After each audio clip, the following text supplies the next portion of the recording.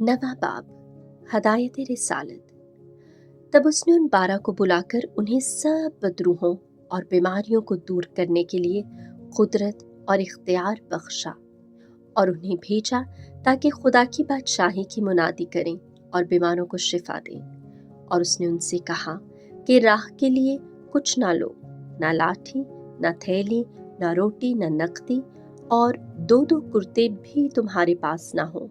और जिस किसी के घर में दाखिल हो वहीं रहो और वहीं से रवाना हो। और जहाँ लोग तुम्हें कबूल ना करें उस शहर से बाहर जाकर अपने पाँव की गर्द झाड़ दो ताकि उन पर गवाही हो। और वो रवाना होकर गांव-गांव जाकर हर जगह खुशखबरी सुनाते और शिफा देते फिरे। और रईसे रुबा हेरोदीस ने जो कुछ उससे हो रहा था सुना और शक में पड़ा, इसलिए कि बाज़ कहते थे कि यूहन्ना मुर्दों में से जी उठा है, और बाज़ कि इलियास ज़ाहिर हुआ है, और बाज़ के अगलों में से कोई नबी उठा है। लेकिन हेरोदीस ने कहा कि मैंने यूहन्ना का सर कटवा दिया। अब ये कौन है जिसकी बाबत ऐसी बातें सुनता हूँ? बस वो उसे देखने की कोशिश में रहा। रोटियों का मौजज़ा। और रसूलों ने लौटकर जो कुछ किया था उससे बयान किया, और वो उन्हें साथ लेकर बैत सैदा नाम के एक शहर को अलहदगी में चला गया। और ये जानकर कि हुजूम उसके पीछे गया, उसने उन्हें कबूल किया और उनसे खुदा की बादशाही की बातें करता रहा और शिफा के मोहताजों को शिफा देता रहा। जब दिन खत्म होने लगा तब उन 12 ने आकर उससे कहा, हुजूम को रुखसत कर ताकि आसपास की बस्तियों और गांव में जा टिकें और खाने को पाएं, क्योंकि हम यहाँ वीरान जगह में हैं। इस पर उसने उनसे कहा, तुम ही उन्हें खाने को दो। उन्होंने कहा कि हमारे पास 5 रोटियों और 2 मछलियों के सिवा और कुछ नहीं है, मगर हाँ, हम जाकर इन सब लोगों के लिए खाना मोल ले आएं, क्योंकि वो 5,000 मर्द के करीब थे। तब उसने अपने शागिर्दों से कहा कि उन्हें 50-50 के दस्तों में बिठाओ। उन्होंने उसी तरह किया और सबको बिठा दिया।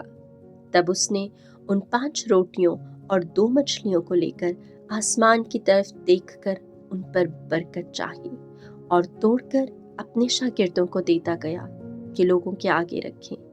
और उन सब ने खाया और सैर हुए, और उनकी बचत उठाई गई टुकड़ों की 12 टोकरियां।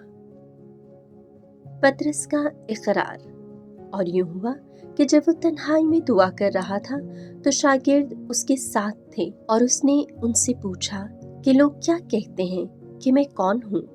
उन्होंने जवाब में कहा कि यूहन्ना इस्तबागी, और बाज़ इलियास, और बाज़ के अगलों में से कोई नबी उठा है। तब उसने उनसे कहा, मगर तुम क्या कहते हो कि मैं कौन हूँ?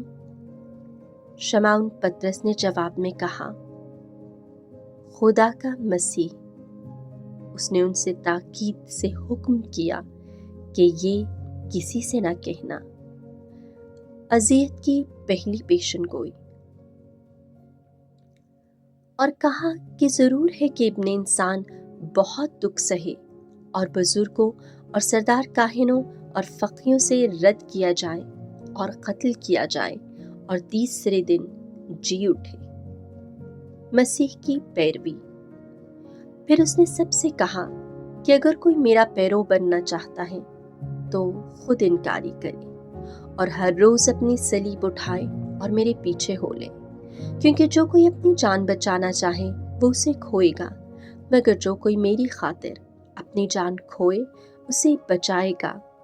क्योंकि आदमी को क्या फ़ायदा है कि अगर तमाम दुनिया हासिल करे मगर अपने आप को खो दे और अपना नुकसान उठाए।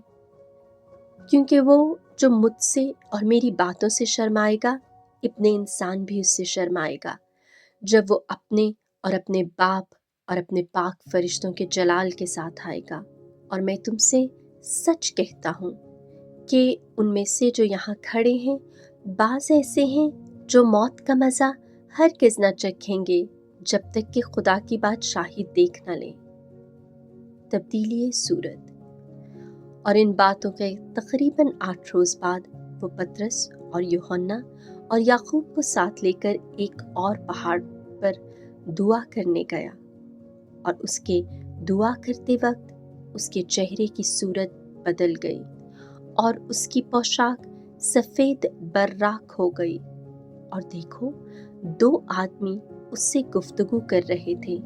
ये मूसा और इलियास थे, जो जलाल में दिखाई दिए और उसके इंतकाल का जिक्र करते थे, जो यरूशलेम में होने को था।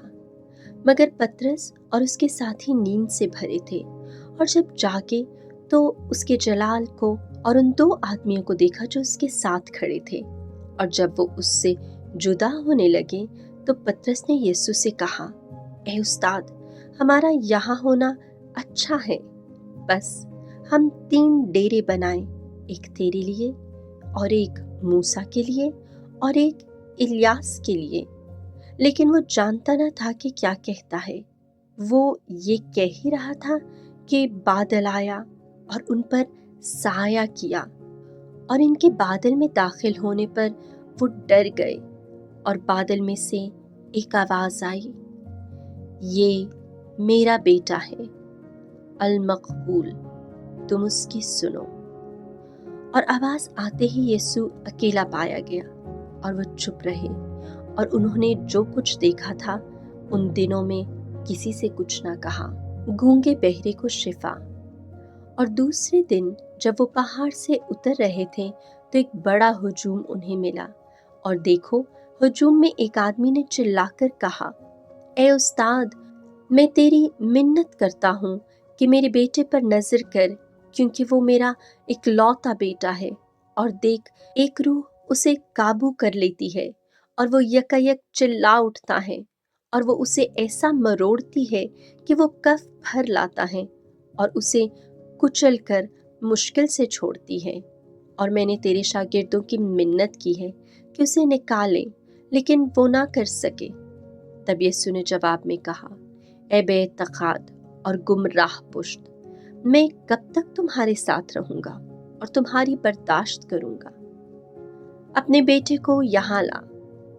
वो पास ही आ रहा था कि बदरूह ने उसे पटक कर मरोड़ा, मगर यीशु ने उस नापाक रूह को झिड़का और लड़के को शिफा बख्शी और उसे उसके बाप को सौंपा।